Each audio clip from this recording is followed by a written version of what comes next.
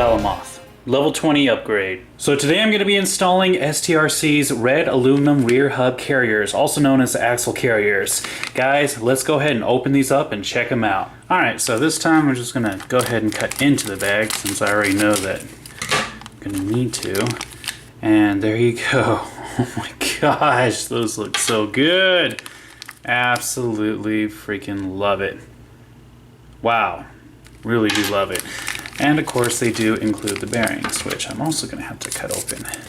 No problem, still got the scissors. Well, now that we got it out of the bag, let's go ahead and get these installed. Alright, so the first step is to go ahead and remove both rear tires by undoing the 4mm nut that holds them on. Alright, once you get the tire out of the way, it's time to go ahead and remove the wheel hex hub. Now I have the STRC red aluminum one, so I'm going to have to loosen this grub screw and then slide it off.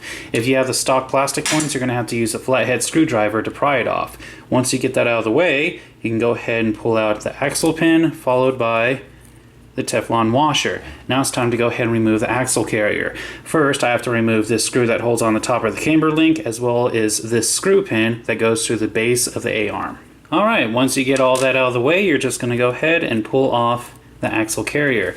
Now, inside, you'll see that there's a couple of bearings. We're not going to need those, so all this is just going to go into my stockpile.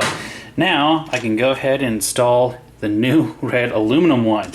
First step is I need to go ahead and insert the bearings that they included, put one on each side, and now I'm just going to go ahead and slide that onto the tip of the drive shaft. Push everything down, line it up with the top hole, then I'm going to go ahead and insert the screw pin and then reattach the top of the camber link. So what I did with the top screw was I replaced it with one that was 20mm long. With the extra length, I was able to put a 3mm nut at the end of it. This is going to hold on a lot better than just the screw alone, and I don't have to use Loctite. With that being said, next up I need to go ahead and put on the Teflon washer.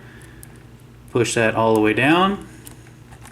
Then I'm going to go ahead and get the axle pin, slide that in, make sure it's even on each side, put on the wheel hex hub, tighten the grub screw,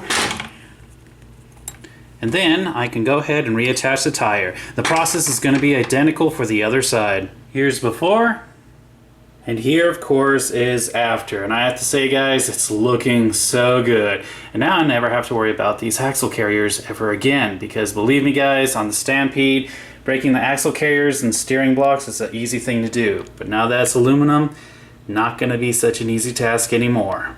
And that was a level 20 upgrade for Galamoth.